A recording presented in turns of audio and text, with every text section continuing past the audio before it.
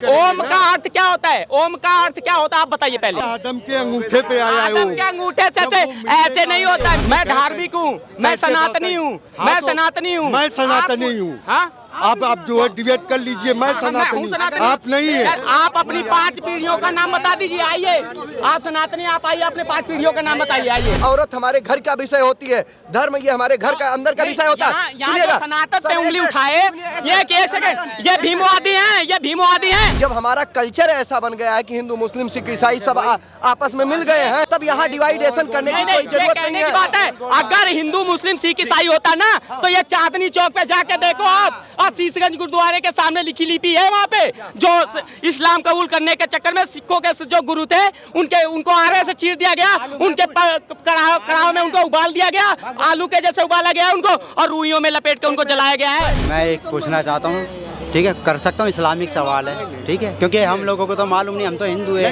सिख है, ईसाई है, सनातन धर्मी है, ऐसी बात नहीं तो है। फिर तो और भी आसानी हो जाएगी जवाब देने में। शायद नहीं है। आप बताना कि ठीक है, नहीं, मैं सवाल कर रहा हूँ, मैं सवाल कर रहा हूँ, ठीक है। आप ये बताना, ये बात कहाँ जब मैं कहने जा रहा हूँ, ये बात कहाँ बोली जाती है, कहाँ लिखी हुई है, ठीक है, कि अल्लाह के सिवा कोई पूजा के लायक नहीं है।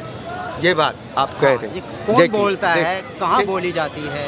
देखिए हम बता रहे हैं ना, अल्लाह के सिवा कोई पूजा के लायक, कोई माबूद नहीं उसके सिवा।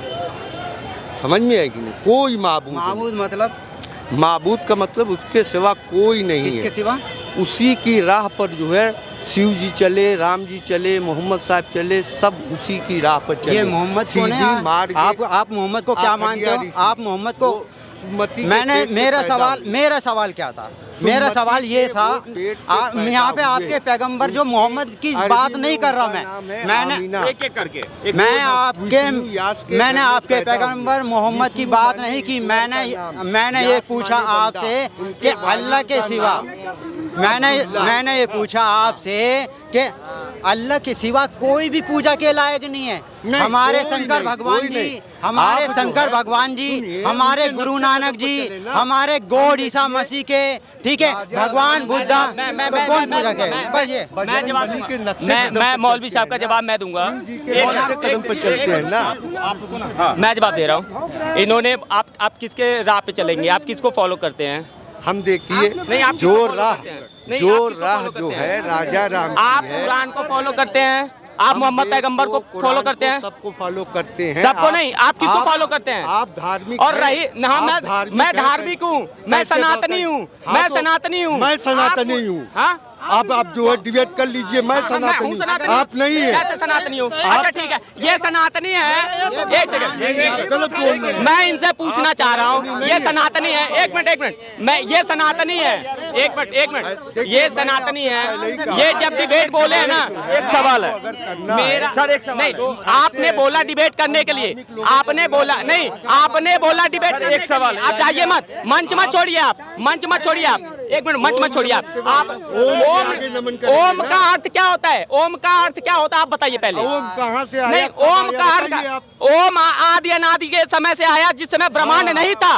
और एक चीज और सदी, एक आदम के अंगूठे पे आया है। आदम के अंगूठे से ऐसे नहीं होता है। मेरी बात सुनिए आप, मेरी बात सुन लीजिए आप, मेरी बात आप अपनी 5 पीढ़ियों का नाम बता दीजिए। आइए, आप सनातनी, आप आइए, अपने 5 पीढ़ियों का नाम बताइए। आइए यार, बात हमारी दूर तक की है, अपना बाप मैंने देखो सिंपल सी बात पूछी थी, आराम से, आसानी से, बड़े प्यार से एक सवाल करा था मैंने कि अल्लाह के सिवा कोई पूजा के लायक नहीं है। ये ठीक है, ये कहते हैं, मैंने वही पूछा, बस मैंने इनसे ये पूछा है, अल्लाह के सिवा कोई पूजा के लायक नहीं है। भाई मेरे हिसाब से तो ये मोहब्बत वाली बात नहीं है, मेरे हिसाब से तो मोहब्बत वाली बात नहीं है। मुझे ये जो बात लगती है, ये नफरत वाली बात लगती है। क्या अल्लाह के सिवा हमारे शंकर भगवान जी पूजा के लायक नहीं है?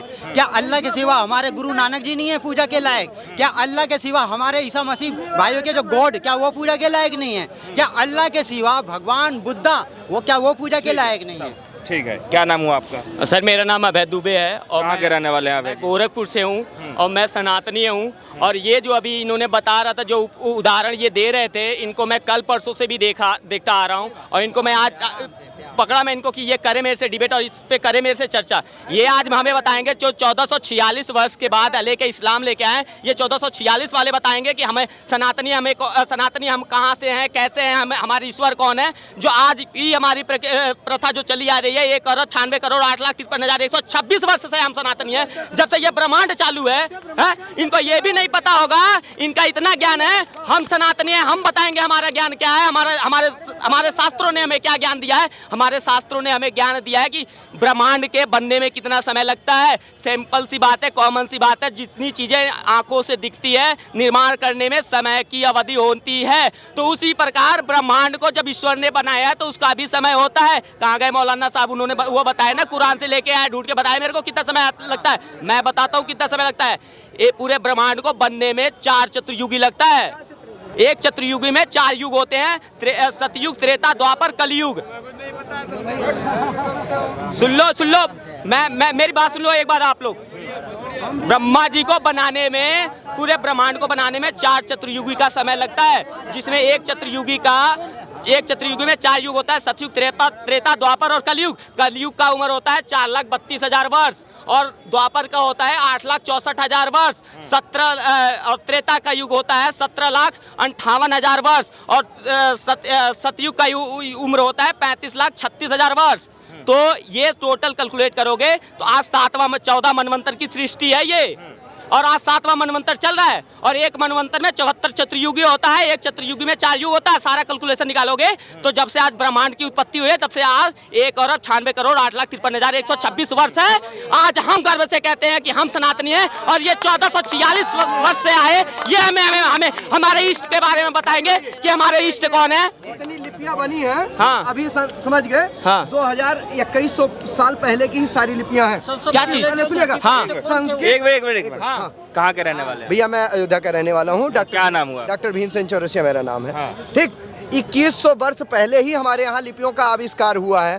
पहले समझ लीजिएगा, जितने वेद पुराण ग्रंथ जितने भी लिखे गए हैं, चाहे कुरान हो चाहे बाइबल हो, जो भी है, सारे लेखों की ये लिखावट अभी 2100 साल के अंदर की है। अच्छा, इसके पहले कि उसमें किसने क्या लिखा, जैसे मलिक मोहम्मद जायसी की वो आप उनकी क्या नाम, मलिक मोहम्मद जायसी का नहीं, इनका कामायनी, जयशंकर प्रसाद की कामायनी है। कामायनी में जो श्रद्धा और मनु ईड़ा की बात की गई है, वो श्रद्धा मनु ईड़ा आज की डेट में वो यथार्थ पात्र आपको दिखा रहे हो, जो कि अभी 1931 की रचना है वो कमानी। पहले सुन लीजिएगा, इसलिए धर्म, पहले सुनिएगा, इसलिए धर्म ग्रंथों की बातों को करना ये हमारे घर का विषय है। औरत हमारे घर का विषय होती है, धर्म ये हमारे घर का अंदर का विषय होता है। सुनिएगा, सनातन पे उंगली उठाए, ये एक सेकंड, ये भीमवादी हैं, और एक चीज आपको बता रहा हूँ मैं, आज मेरी सुन लो, आज मेरी सुन लो। क्या होता है भीमवादी? क्या होता है? मैं बता रहा हूँ, मेरी बात सुन लीजिए, मैं बता रहा हूँ, मेरी बात सुनिए, मेरी बात सुन लीजिए, उसके बाद आप बोलिएगा। आज ना हम ब्राह्मण हैं, मैं दुबे हूँ, मैं ब्राह्मण हूँ, मैं यूपी से हूँ, मैं उत्तर प्रदेश से हूँ, लेकिन मैं अपने आप को ब्राह्मण नहीं कहूँगा। मैं सिर्फ सनातनी हूँ, चाहे वो हरिजन हो, चाहे वो यादव हो, चाहे वो गुप्ता हो, चाहे वो शुक्ला हो, सारे लोग एक हैं, सनातनी हैं। हम अब जाति के नाम से नहीं जानेंगे। और एक चीज और बता रहा हूँ मैं, एक चीज और ध्यान लीजिए, अगर सनातन है तभी हरिजन है और तभी हिंदुत्व है। अगर सनातन नहीं है तो कोई जाति नहीं है, कोई धर्म नहीं है। तो अभी जो है इस चीज को आप जान लीजिए, ये मत बोलिए कि 21वीं सदी से बात है। आपको मैं बता रहा हूँ, थोड़ा सा शास्त्र का ज्ञान ले लीजिए आप। दे दीजिएगा। हाँ। सुनिए, मैं 2000 से लेकर आज तक मैं मंगलवार व्रत, सुनिए, सन 2000 से लेकर आज तक मैं मंगलवार व्रत रहता हूँ, पूरा हिंदू हूँ। मैं एक मीट मच्छी नहीं खाता हूँ। लेकिन एक बात मैं आपसे कहना चाहूँगा कि कोई भी हिंदू भाई किसी मुस्लिम या किसी भी सिख, बौद्ध धर्म जो भी है, जैन भी है, किसी एक व्यक्ति का बनाया हुआ मतलब कोई भी सामान 8 दिन बिना प्रयोग किए रह ले, मैं मान लूंगा कि वो हिंदू है। और कोई मुसलमान भाई हिंदू का बनाया यूज बिना किए रह ले, और कोई मुसलमान हिंदू भाई मुसलमान का बनाया हुआ बिना रह ले। जब हमारा कल्चर ऐसा बन गया है कि हिंदू मुस्लिम सिख ईसाई सब आपस में मिल गए हैं, पहले सुनिएगा, तब यहाँ डिवाइडेशन करने की कोई जरूरत नहीं कहने की बात है। है। अगर हिंदू मुस्लिम सिख ईसाई होता ना तो ये चांदनी चौक पे जाके देखो आप, और शीशगंज गुरुद्वारे के सामने लिखी लिपि है वहाँ पे, जो इस्लाम कबूल करने के चक्कर में सिखों के जो गुरु थे उनको आरे से चीर दिया गया, उनके कड़ाव में उनको उबाल दिया गया, आलू के जैसे उबाला गया उनको, और रुइयों में लपेट के उनको जलाया गया है। ये क्यों हुआ था? क्योंकि उन्होंने, अंग्रेजों ने नहीं किया था, अंग्रेजों ने नहीं किया था। 1658 में, मेरी बात सुन लो, मेरी बात सुन लो प्रोफेसर साहब, मेरी बात सुन लो प्रोफेसर साहब, मेरी बात सुन लो, आप तख्ते सुन लो, एक वर्ड बताइए, चलिए चलिए, तख्ते सुन लो, ये सामने लाल किला है, सामने लाल किला है, तख्ते सुन लो प्रोफेसर साहब, मैं बता रहा हूँ, पहली बात सुन लो, पढ़े लिखे हो ना तो आप समझ लो। 1658 से 1709 ईस्वी तक औरंगजेब का शासक हुआ, और औरंगजेब ने ही सिखों के आखिरी जो लास्ट गुरु थे, जाइए शीशगंज द्वारा यहाँ से 200 मीटर दूर है, यहाँ से दिख भी रहा है, जाके आप पढ़ लो। वो औरंगजेब इसलिए उनका सर कलम करवाया ताकि उन्होंने इस्लाम कबूल नहीं किया। तो हिंदू मुस्लिम सिख ईसाई आपस में भाई भाई, ये प्रोपेगेंडा मत चलाइए।